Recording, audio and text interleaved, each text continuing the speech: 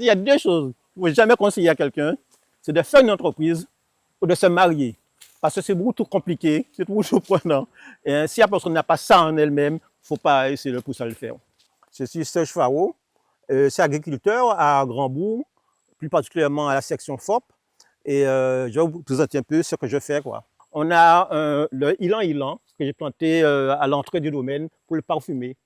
Voilà. Et c'est la route. Ici, j'ai fait une rangée de cacao. Vous voyez? Bon, je ne suis pas très spécial cacao, mais c'est plutôt vanille et café. Mais bon, tant qu'à faire, pour avoir de l'ombre et de la fraîcheur sur le terrain, il faut mettre des arbres utiles. Alors j'ai choisi le cacao. Là, c'est du roucou. Ouais, c'est très beau ça. Bon, tu as mis des tondeuses aussi Voilà. naturelles. Bien sûr, il est encore petit, mais c'est le cannelier. Ici, c'est un muscadier. Et un muscadier, il faut avoir deux pour qu'il puisse produire. Alors, il y a un là, il y a un autre là. Parce que s'ils ne sont pas en couple... Oui, ils ne vont pas produire. C'est comme les humains. Bien que maintenant, les humains veulent me remettre les choses en cause. Gyrophilier. Donc, tous ces arbres-là demandent de l'ombre. Ce sont des arbres, en fin de compte, qu'on met dans la forêt. Alors, moi, je suis obligé de me débrouiller, les mettre sous les bananiers, enfin, réfléchir, trouver une solution. En tout cas, c'est possible. C'est possible. Ah oui, c'est possible. Écoutez-moi, les Israéliens, ils font des avocats dans le désert et ça arrive jusqu'ici. Alors nous, on peut trouver une solution pour notre travail, si on en a bien envie. Est-ce que tu dis que tout peut pousser ici? Mais tout peut pousser ici. Mais justement, nous sommes dans un climat où tout peut pousser. Bon, par contre, il faut avoir un peu la maîtrise de l'eau. Moi, ce qui me manque ici, je n'ai pas encore tout à fait la maîtrise de l'eau pour irriguer. Mais on peut tout peut pousser ici. Ce sont des graines de cola que j'ai pris lors de mon voyage en Côte d'Ivoire et que j'ai planté là. Et ça se pousse bien, ça me donne une noix de cola. Lorsqu'on prend de l'âge, il faut avoir de noix de cola pour goûter, ça donne un peu de vigueur. Je suis agriculteur à temps partiel, d'accord? Et il n'y a pas si longtemps que je suis retourné à l'agriculture. Bon, je suis né ici, mes parents étaient agriculteurs, mais je suis parti après faire des études qui n'avaient rien à voir avec l'agriculture. Quoique, ce sont des études de droit que j'ai fait et le droit touche toute la société. Hein, mais il y avait une rupture entre le temps, j'ai fini mes études, j'ai travaillé à l'extérieur. Ce qui fait, il y a à peu près 10 ans que je suis retourné ici pour faire ce domaine, valoriser ce domaine.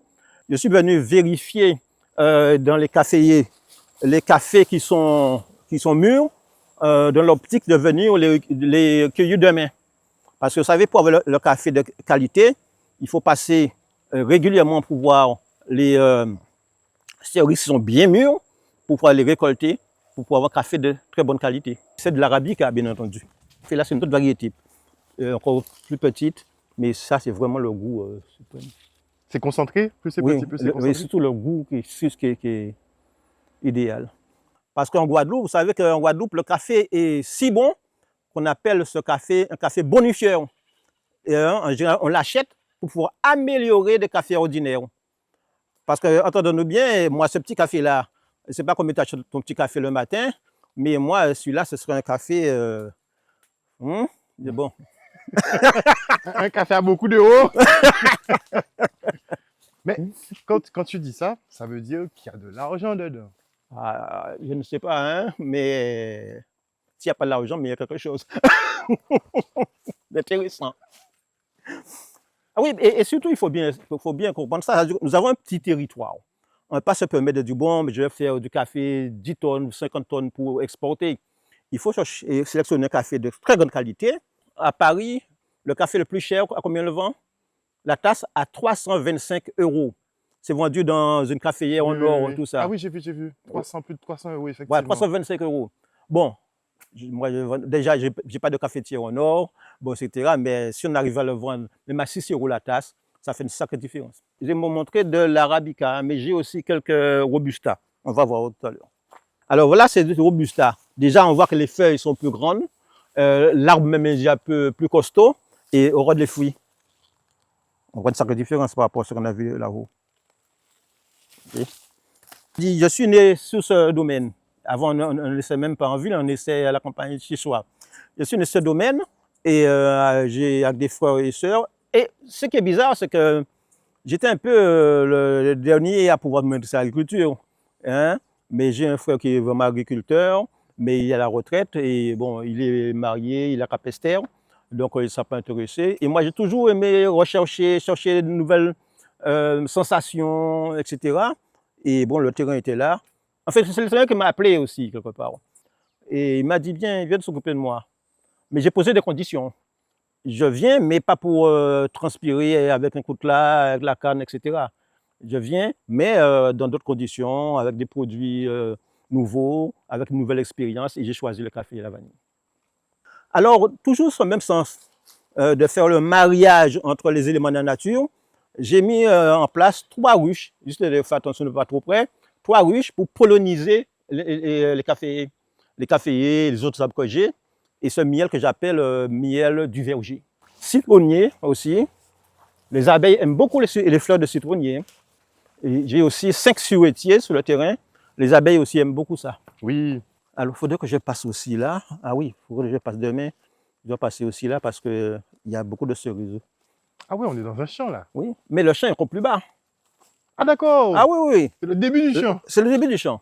Alors, pour entrer dans le domaine même de la vanille, c'est ici, quoi. Toujours dans le mariage des choses. Ici, c'est Gabi. Vous voyez? Gabi, dans son alimentation, j'utilise du coco parce que j'ai beaucoup de coco sec. J'utilise du coco sec. Et dans le croque de coco, je fais le support pour la vanille. Donc, il ne se perd, il ne se crée, tout se transforme. Et par là, j'ai mis sous une barrière. En même temps, il y a les caféiers qui sont associés. Vous voyez, une belle grappe de vanille là. Ah ouais. Là. Ici, il y a une belle grappe. Enfin, dans tout ça, quoi. Alors ici, notre technique, c'est le bois mort que j'ai utilisé pour pouvoir sauter la vanille. Et là, surtout là, ce sont les troncs de bananier. Hein, les troncs de bananier sont bons, je mets ça là, et en fin de compte. Parce que le problème de la vanille, il faut toujours faire ce qu'on appelle un bouclage, de faire la liane retoucher terre pour remonter. Mais si il y a un support déjà avec de l'humus à l'intérieur, on peut se dispenser un peu ça. Avoir des idées, des projets, c'est facile, mais pour le réaliser, il y a beaucoup de contraintes. C'est ça le problème. Parce que l'autre jour, je suis venu ici. Il dit, bon, je suis fatigué, j'ai bien travaillé. Puis comme il dit, j'ai une autre affaire en ville. Il dit, bon, je mets seulement mes bottes de sécurité pour aller voir les bœufs, mais je ne veux pas travailler. J'arrive, je vois que le veau est libre. Ah ben, il faut retourner, mon ami, t'habiller, mettre tes bottes. Ouais, ce sont les contraintes que les gens fuient. Mais tout le monde sait ce qu'il faut faire. Je n'apprends rien à personne, hein, mais se décider à le faire. C'est une question de volonté. C'est une volonté. Et les jeunes, tu dis qu'ils... Oui, ça veut dire qu'il faut les intéresser, personnellement. Je suis contre les grands mouvements de foule. Hein. On n'a pas besoin ici on n'a pas besoin de 1000 jeunes, mais il faut essayer de repérer les jeunes qui sont eux-mêmes intéressés, fais gaffe, et eux-mêmes intéressés, et les soutenir. Mais il ne faut pas dire, bon, on va prendre des jeunes, on va leur apprendre l'agriculture, on va faire une formation. Non, ce n'est pas vrai ça. Parce que, comme je dis encore une fois de plus, lorsqu'on est agriculteur, si on est ouvrier agricole, ce n'est pas compliqué. Tu viens, le patron te doit un salaire à la fin du mois, bon, tu fais ton boulot convenablement et tout se passe bien. Mais quand on est agriculteur, exploitant agricole, on est un chef d'entreprise. La dernière personne qui est responsable, c'est toi-même. D'accord? Et je dis tout le temps ça en rigolant. Il y a 2 choses. Il ne faut jamais conseiller à quelqu'un, c'est de faire une entreprise ou de se marier. Parce que c'est beaucoup trop compliqué, c'est beaucoup trop prenant. Et si la personne n'a pas ça en elle-même, il ne faut pas essayer de pousser à le faire.